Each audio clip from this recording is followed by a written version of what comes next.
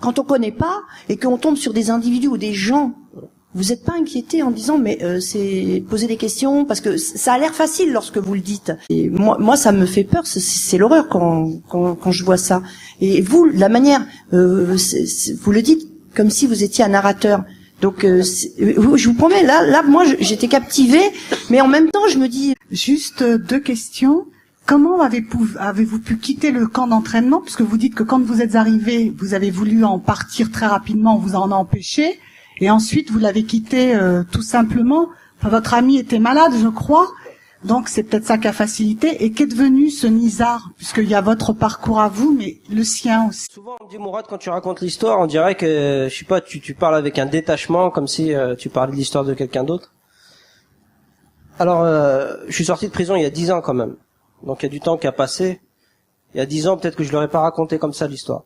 Ça aurait été trop frais, trop douloureux. Et puis on m'a aidé à sortir de tout ça. J'ai vu un médecin, un psychologue qui m'a aidé à sortir de mes cauchemars. Enfin voilà, il y a des choses qui se sont passées qui font que j'arrive à la raconter comme ça l'histoire. Mais j'ai pas envie non plus de pleurer devant vous. J'ai pas envie non plus j'ai envie aussi de la transmettre de la meilleure façon mon histoire, pour que ce soit la plus efficace possible et pour vous ce soit plus facile à écouter. Ensuite, oui, évidemment, avec le recul, on se dit mais comment est-ce il a pas vu, etc.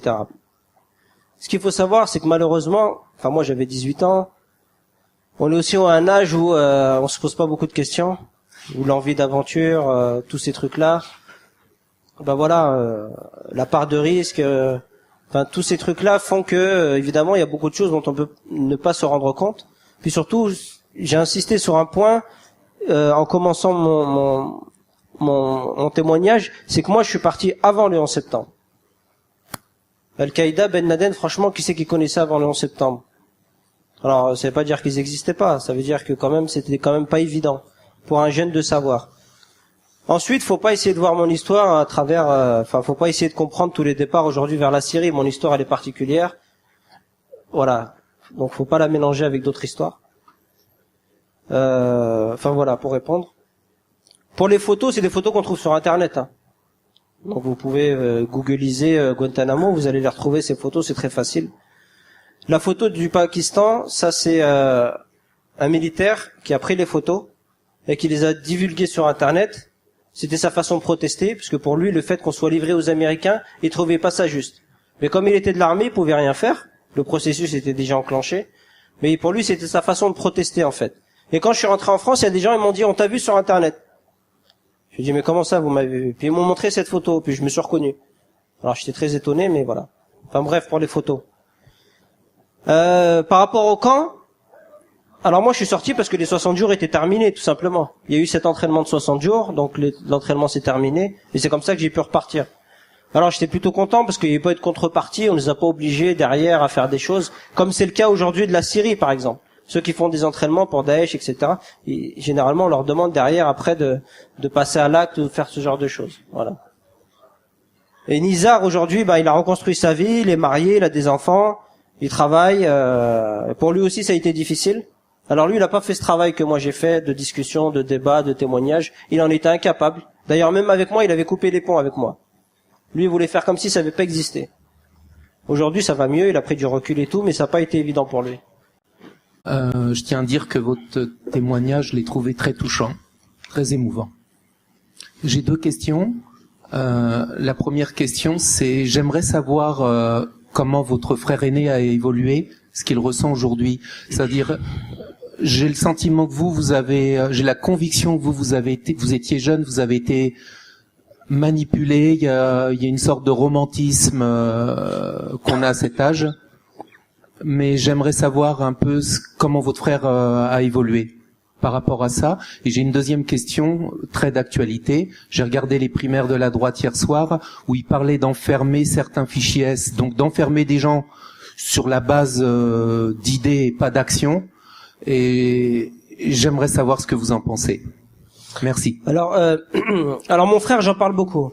Vous avez vu, j'en ai parlé, etc. Alors moi, je vais être clair là-dessus. Mon frère, aujourd'hui, je l'en veux pas. Je l'en veux pas, pourquoi? Parce que quand il m'a parlé de l'Afghanistan, il a fait ça parce que lui pensait que c'était bien, il a pas fait ça pour me trahir. C'était ses convictions. Je vous l'ai dit, c'était plutôt la religion, même le djihad, il m'a pas parlé de camp d'entraînement ou ce genre de choses, c'est des choses que j'ai découvert une fois arrivé là-bas. Et puis j'aurais pu dire non, j'ai dit oui. Donc c'est de ma faute. Donc c'est bien aussi de regarder ses propres responsabilités. C'est facile de dire c'est la faute d'un tel ou d'un tel, mais c'est bien de regarder ses propres erreurs aussi. Donc c'est pour ça que je lui en veux pas. Ensuite, en effet, j'ai vu, il y a des politiques qui appellent à un Guantanamo à la française, à un internement des fichiers S, à des rétentions administratives, enfin des mesures de prévention, d'exception. Alors moi, cette logique-là, je l'ai connue évidemment à Guantanamo. On nous a arrêtés sans qu'il y ait de preuves pendant longtemps. Alors qu'est-ce que ça a apporté? Les Américains disent, et c'est les Américains qui le disent, ça nous a apporté plus de problèmes que de solutions. Parce que non seulement on n'a pas arrêté les bonnes personnes, deuxièmement, ça nous a pas apporté d'informations, et puis le peu d'informations qu'on a eu, on l'a fait sur la torture, donc on sait que l'information obtenue sur la torture est de mauvaise qualité. Et puis en plus, les gens qui sont sortis énervés quand même de Guantanamo. Parce que moi, il y a une question qu'on m'a pas posée. Après tout, pourquoi je me suis pas radicalisé? C'est vrai, j'aurais pu sortir super énervé. Aujourd'hui, on me voit, on dit, ah bah tiens, Mourad, il est calme et tout. Bah c'est vrai, Guantanamo, ça marche bien, vrai, alors. Ouais, il est calme. Ça a bien marché. Mais non, pas du tout. J'avais toutes les raisons du monde de sortir foudrage. Le pire, quand je suis arrivé en France, quand on se retrouve en prison avec sa mère, je peux vous dire qu'on n'a pas envie d'être content. Mais j'ai essayé malgré tout de regarder mes propres erreurs, mes propres responsabilités. Et j'ai essayé de voir les choses dans sa complexité, de prendre du recul sur cette situation. J'ai pu discuter avec des militaires à Guantanamo, par exemple. Certains m'expliquaient que s'étaient engagés dans l'armée parce qu'ils avaient vu les 2 tours du 11 septembre s'écrouler et qu'ils voulaient défendre leur patrie. C'est une chose que je peux comprendre. Puis quand ils sont arrivés à Guantanamo, on leur a dit attention, ici il y a les pires des terroristes. Donc ils étaient conditionnés. C'est pour ça qu'ils nous traitaient mal. Puis après, en discutant avec nous, ils me disaient mais Mourad, je vois bien que t'es pas un terroriste quand je discute avec toi. Je vois bien que les choses sont plus compliquées. Et puis même si ton histoire elle est bizarre, pour moi les Américains ils avaient pas le droit de te traiter comme ça. Et donc quand je vais rentrer dans mon pays, je vais raconter, je vais dire ce qui s'est passé. Et il y a plein de choses qu'on a su sur Guantanamo que c'était grâce à des gardiens qui ont raconté. C'est grâce à eux qu'on a su. Donc comme moi je les voyais faire l'effort de me comprendre, ça me donnait aussi envie de faire l'effort de les comprendre. Et j'avais compris là que c'était pas les gentils d'un côté et les méchants de l'autre, que les choses étaient beaucoup plus compliquées que ça. C'est pour ça que je suis pas en colère. Puis je m'en veux tellement à moi-même. Comment est-ce que je peux en vouloir à qui que ce soit? Quand j'étais à Guantanamo, quand j'étais en Afghanistan, ma mère avait plus de nouvelles. Elle dormait plus la nuit. Alors quand j'étais à Guantanamo, c'était encore pire. Elle dormait plus, ma mère. C'est qui l'a empêché de dormir? C'est moi, c'est personne d'autre. C'est qui l'a fait souffrir? C'est moi. Et puis en plus, elle s'est retrouvée en prison à son tour. C'est aussi à cause de moi qu'elle s'est retrouvée en prison. Si j'avais pas été à Guantanamo, ça aurait été peut-être plus difficile de l'incarcérer. Et ça, je me le pardonnerai jamais, moi.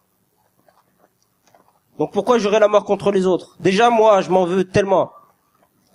Donc voilà pourquoi j'ai pas de colère aujourd'hui. Sinon, voilà, c'était quoi là c'est bon, j'ai répondu aux questions. Il y avait une dernière question, je crois.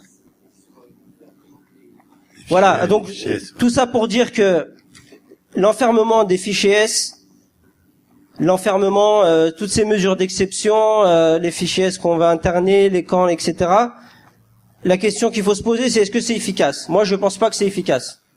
Parce que dans le lot, on va arrêter des gens qui n'ont rien à voir, parce qu'on va pas attendre qu'ils passent à l'acte, on va les arrêter par prévention. Donc forcément, on va arrêter des innocents. Le problème, c'est que ces gens-là, forcément, ils vont s'énerver. Donc il y a une relation de confiance entre le citoyen et l'État qu'il faut préserver. C'est pas le moment de la détériorer. Donc oui, c'est pas, je pense pas que ça. Et puis on a tout ce qu'il faut, on a toutes les lois qu'il faut, on n'a pas besoin d'en inventer des nouvelles. Tout ça, c'est de la démagogie. Parmi les personnes qui étaient enrôlées et qui devaient, enfin, il y en a, je suppose, qui voulaient s'entraîner au djihad, et il y en a d'autres, ils se sont retrouvés là un peu par hasard, et ils ont un peu, enfin, ceux qui ont voulu renoncer justement à faire le djihad et qui voulaient rentrer chez eux, qu'est-ce qui leur est arrivé? Est-ce qu'ils ont été menacés par les militaires talibans? Qu'est-ce qui s'est passé exactement? Alors, ce qu'il faut savoir, c'est que le camp d'entraînement, alors c'est un camp qui appartenait à Al-Qaïda, pas aux talibans. Hein. C'est un camp qui appartenait à Al-Qaïda. Alors il y avait de tout dans le camp. Il y avait des jeunes comme nous qui s'étaient retrouvés un peu embarqués dans des trucs. Même eux, s'étaient presque même pas rendus compte.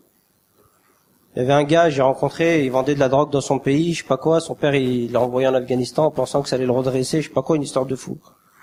Il y en avait d'autres qui, eux, étaient beaucoup plus engagés.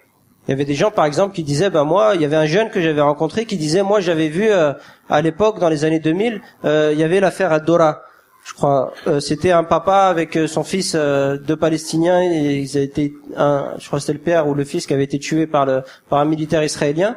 Et c'était une vidéo qui avait fait le tour du monde à l'époque. Lui, il a dit, moi, j'ai vu cette photo et j'étais fou de rage. Comme je pouvais pas aller en Israël direct pour combattre, alors je suis parti en Afghanistan en pensant que là-bas, je trouverais des armes et que je pourrais apprendre à me battre. Et puis, quand je pourrais, j'irais en découdre avec les Israéliens. Par exemple, il y avait ça.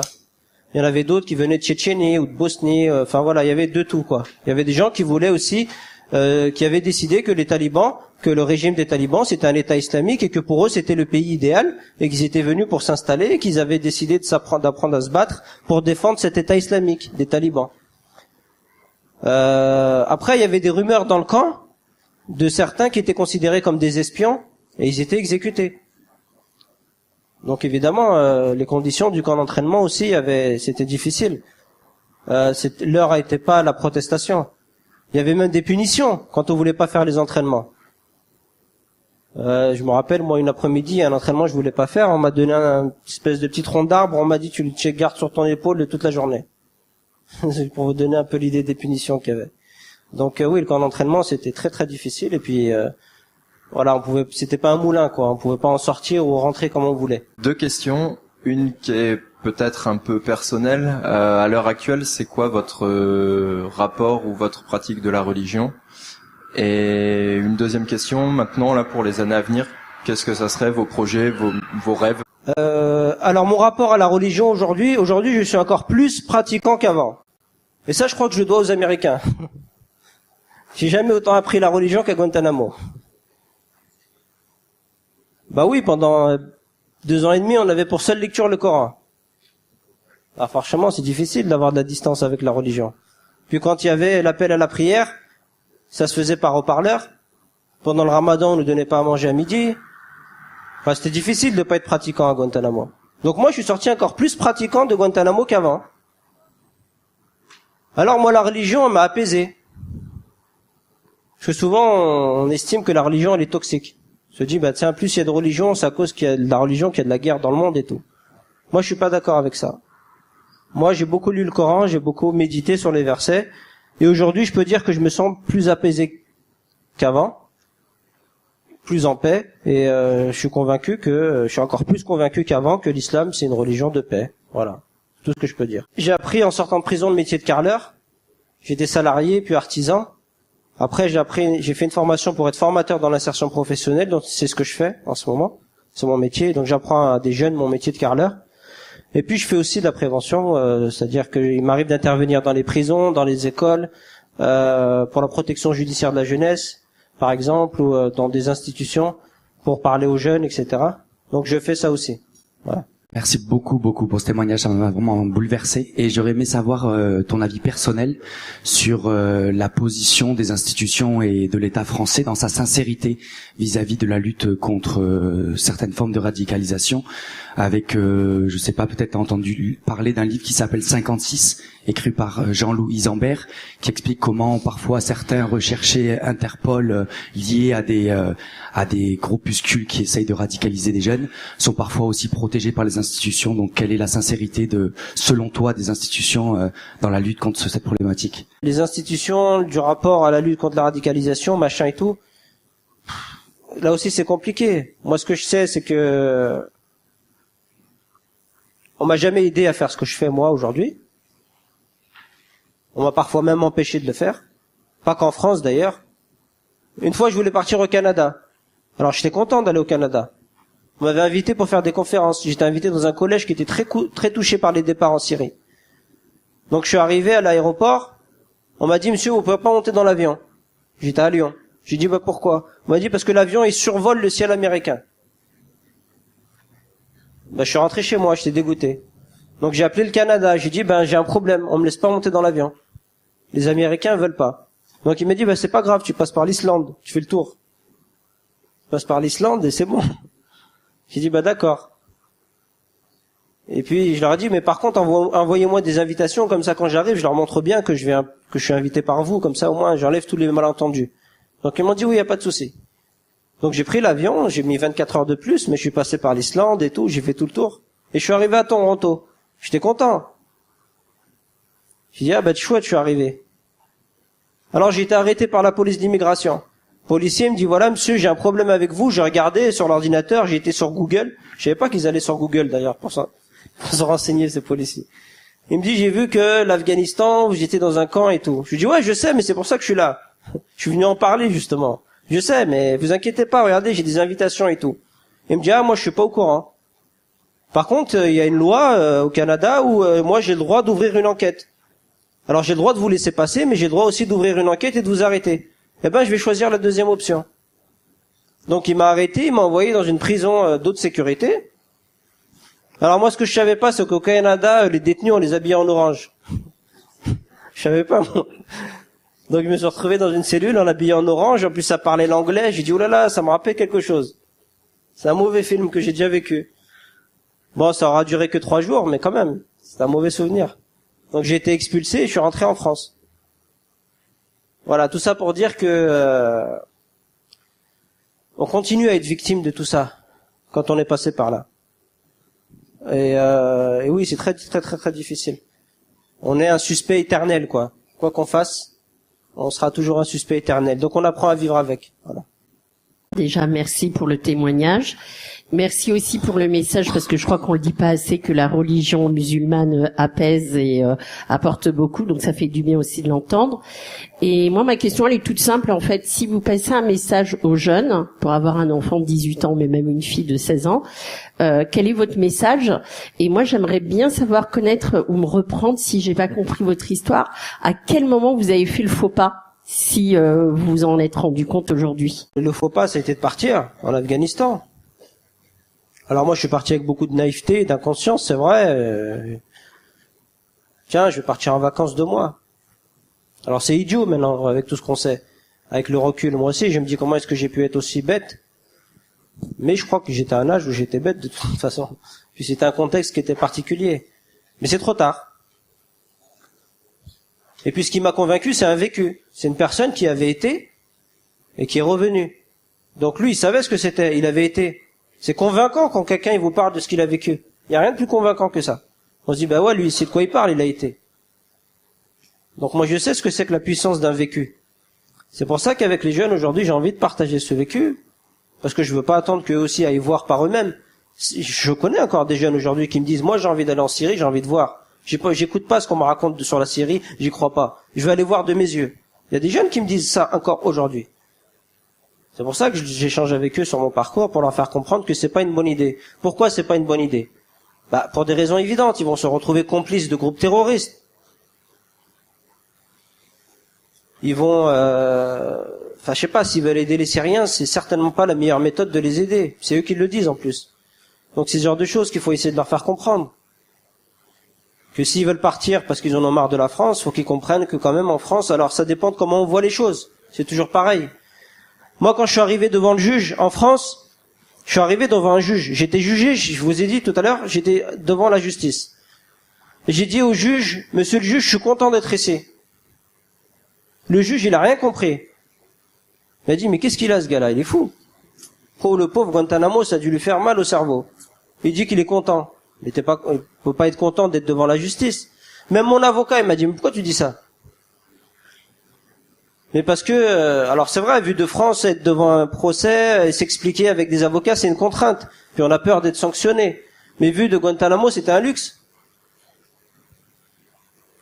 Alors eux avaient pas compris, mais moi j'avais compris. Parce que moi je voyais déjà les choses différemment. Et le jour où j'ai été libéré, j'ai croisé un Yéménite. Un Yéménite qui est toujours à Guantanamo aujourd'hui, à l'heure où je vous parle. Il y est toujours lui, là-bas. Le jour où je suis parti, je l'ai croisé. Il m'a dit, Mourad, s'il te plaît, tu vas rentrer en France, raconte, dis que nous, on est ici. Parce que nous, dans notre pays, tout le monde s'en fout. Ben, ça va pas louper. S'il te plaît, raconte, dis que nous, on est ici. Toi, dans ton pays, il y a les droits de l'homme, il y a les libertés d'expression, il y a les médias, Donc sers-toi de ces outils pour dénoncer, pour dire que nous on est ici. Donc je lui ai promis que je ferai ce que je peux. La semaine dernière, on avait assisté à la conférence avec Dominique Vidal qui disait que des chiffres non encore officiels disaient que aujourd'hui les départs en Syrie chez les jeunes, c'était beaucoup de français de souche entre guillemets. Je voudrais savoir, vous, votre expérience visuelle quand vous étiez dans ce camp avant 2001, est-ce que c'était que des Français, enfin dans les Français que vous fréquentiez, il y avait aussi d'autres nationalités, j'imagine. Est-ce que c'était des Français d'origine maghrébine ou autre en majorité, ou des Français de souche? Oui, il y avait des convertis, bien sûr. C'était pas la majorité, mais il y en avait déjà beaucoup. Alors, ce qu'il faut savoir, c'est que moi, je suis convaincu qu'il y a des jeunes qui s'engagent chez Daesh ou chez Al-Qaïda ou dans d'autres groupes djihadistes, comme on s'engagerait dans l'armée. Alors, ça peut être difficile à comprendre, mais c'est-à-dire que, enfin, la question, pourquoi est-ce qu'on s'engage dans l'armée? On s'engage parce qu'on a envie de défendre une cause, parce qu'on veut appartenir à un groupe, parce qu'on veut, c'est valorisant, parce que il y a l'effet de groupe, enfin, il y a plein de raisons objectives qui font qu'on peut être attiré par ça. Je pense qu'il y a des jeunes qui peuvent choisir la cause du djihad pour les mêmes raisons. De la même manière qu'il y a des jeunes qui peuvent s'engager dans le djihad comme on peut s'engager dans l'humanitaire. Là aussi, ça peut être difficile à comprendre. Mais pourquoi est-ce qu'on s'engage dans l'humanitaire? Parce qu'on veut aider les autres, parce que on trouve injuste la situation dans laquelle s'inscrit le conflit, etc., dans lequel il faut aider les gens. Et il y a aussi des gens qui vont pour ça. Se disent, bah oui, bah après tout, personne ne fait rien, et bah après tout, pour moi, de mon point de vue, Daesh, d'accord, c'est des barbares, mais en même temps, c'est les seuls qui défendent, je sais pas quel truc. Enfin, c'est un raisonnement qu'on peut trouver. Ça veut pas dire que c'est le bon raisonnement. Tout ça pour dire qu'en effet, des fois, on se dit, ces gens-là, s'ils rejoignent Daesh, on déteste tellement Daesh qu'on se dit, il y a forcément un problème, quoi. Ils sont forcément malades dans leur tête. Mais ils peuvent ne pas être malades et avoir un comportement rationnel. Alors ça existe, ça excuse pas. Ça permet juste de faire le bon diagnostic, c'est tout. Voilà. Il faut essayer de comprendre pourquoi est-ce que des jeunes sont aussi vulnérables. Pourquoi est-ce qu'ils sont aussi attirés. Pourquoi est-ce que c'est aussi facile du jour au lendemain de se retrouver les armes contre ses voisins, contre son pays? Comment ça se fait que ça devient aussi facile? Alors la vraie question c'est est-ce que c'est spontané en vérité? Est-ce que c'est vraiment spontané? Est-ce que c'est arrivé comme ça du jour au lendemain? On parle souvent de basculement quand il y a des jeunes qui vont au djihad. Comme un loup-garou qui a vu la pleine lune. Ah, il s'est transformé en djihadiste. Moi je suis pas d'accord avec ce raisonnement. Je suis convaincu qu'il y a des jeunes, dès le départ, depuis très longtemps, ils se sentaient plus français depuis longtemps. Depuis longtemps, ils se reconnaissaient plus dans les valeurs de leur propre pays. Et on peut être converti, c'est la même chose. On peut être un Français de souche et estimer que son pays part en vrille et a des mauvaises valeurs. Et ne plus se reconnaître dans les valeurs de son pays. Et on peut être converti et un Français de souche et se dire, moi, ce projet-là, j'y adhère pas. Mais j'ai besoin d'un projet, j'ai besoin d'un idéal. Et je le trouve pas. Pour moi, il n'y a pas d'idéal ici. Il n'y a pas de cause à défendre. Par contre, j'ai des djihadistes qui disent, selon le Coran, etc., etc. Et pour moi, ça, c'est une cause. Alors, on peut ne pas être d'accord. Mais pour moi, c'est une cause. Et après, on comprend plus facilement les mécanismes qui poussent des jeunes. Mais la question à se poser, c'est pourquoi il y a ce vide-là? Pourquoi il y a ce vide? Qu'est-ce qu'on a fait, nous, pour en arriver à cette situation? Si on était venu me voir en 2001, moi, en me disant, Mourad, va pas en Afghanistan, c'est pas une bonne idée, je serais pas parti. Mais personne est venu me dire ça. Alors, je voulais savoir si vous aviez été contacté par des politiques par rapport à leur politique de radicalisation et déradicalisation. Une fois, j'ai été contacté il y a 2 ans, enfin 2 fois. J'étais invité au Sénat français, qui est quand même une grande institution. Il y avait une commission sur les réseaux djihadistes. Et puis une fois au cabinet du Premier ministre. Alors je suis venu, moi, parce que je me suis dit, moi j'étais de bonne foi, je me suis dit, il y a peut-être quelque chose à faire, puis je vais leur expliquer, parce que je me rends compte qu'ils comprennent pas tout, etc. Alors ils m'ont invité, ils m'ont pris, ils ont discuté avec moi, ils ont bien noté, ils ont pris des notes, puis ils m'ont dit merci, au revoir. Puis j'ai plus eu de nouvelles. Par contre, toutes les choses que je leur ai dit, ils l'ont utilisé avec d'autres personnes, et puis ils ont fait leur tambouille à eux. Mais j'ai compris, moi, depuis longtemps, que les politiques, ça servait à rien, ça a été dit aussi. Ça servait à rien de les attendre. Ça servait à rien d'essayer Et puis c'est peut-être pas plus mal. Parce que quand on va voir les jeunes avec des politiques, les gens se disent, oulala, mais lui il bosse pour le gouvernement, celui-là. On est discrédité. On apparaît comme étant commandité par les politiques. Donc ça peut être contre-productif finalement. Donc les politiques, je pense que ça sert à rien de les attendre, parce qu'un politique, de toute façon, il gère sa vie à court terme. Il regarde qu'est-ce qu'il peut avoir comme bénéfice rapide. On a vu dans les prisons, il y a eu des unités dédiées. On a mis des détenus, on a fait une mesure dans la rapidité. Alors on se rend compte aujourd'hui que c'est contre-productif et ça apporte des problèmes. Par contre, le politique qui a fait cette loi, il s'est dit, c'est super, maintenant dans mon bilan, je pourrais dire que j'ai fait un truc. Alors sur le court terme, ça marche, mais sur le long terme, on se rend compte que ça crée encore plus de problèmes que ça apporte de solutions. Et c'est pareil pour tout le reste. Pour la déradicalisation, c'est la même chose. On dit, faut criminaliser le salafisme. C'est facile. D'accord, mais qu'est-ce que ça va nous apporter réellement? Est-ce que on criminalise des idées? Ou est-ce que des idées, on démontre que c'est peut-être pas les bonnes idées? Ou en tout cas, qu'on échange avec des gens qui ont ces idées-là, on essaie de comprendre pourquoi ils ont ces idées, et en quoi on peut être d'accord, en quoi on ne peut être pas d'accord. Alors c'est plus difficile de faire comme ça. On préfère dire, non, on va faire une loi. Comme si les idées, c'était quelque chose qu'on pouvait interdire. Et c'est pas comme ça que ça marche. Enfin, tout ça pour dire que moi, je suis pas tout à fait d'accord avec ce qui se fait aujourd'hui en matière de déradicalisation. Voilà, je sais qu'il y en a aussi beaucoup qui en profitent, c'est une réalité, je suis désolé de le dire. Il y a eu des centres de déradicalisation là qui ont été créés. Il y en a un qui m'a appelé une fois, il m'a dit, Mourad, il y a un centre de déradicalisation qui va être fait. Alors moi, je dois participer aux réunions de préparation.